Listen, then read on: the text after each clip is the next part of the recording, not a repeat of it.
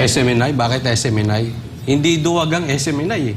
Sa katunayan, sila na nga lang ang hindi, yung talagang kilalang mainstream na hindi busal ang bibig. Hindi natakot, dire-diretso pa rin. Kung ano sila dati, ganun pa rin sila ngayon. Yan ang gusto namin, yung mayag, yun. Ayun. Naintindihan ko siya. Ako, aside from hindi matapang kayo, di ba? Aside from that, hindi kayo bias.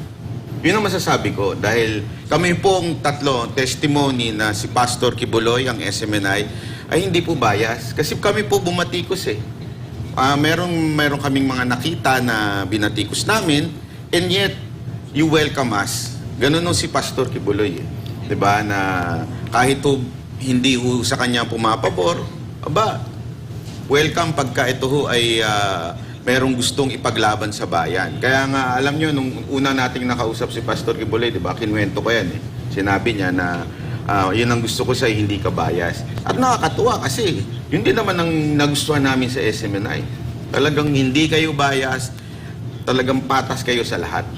Boss Dada? At syempre, aside from that, dugtungan ko lang, yung proud ng Banateros dahil alam naman natin ng ating mahal na dating Pangulong Duterte ay ito ang kanyang platform sa kanyang mga paglalahad ng kanyang mga saloobin patungkol sa mga nagaganap sa bayan.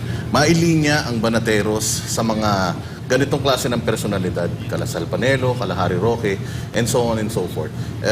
Napakalaking karangalan yan para sa akin.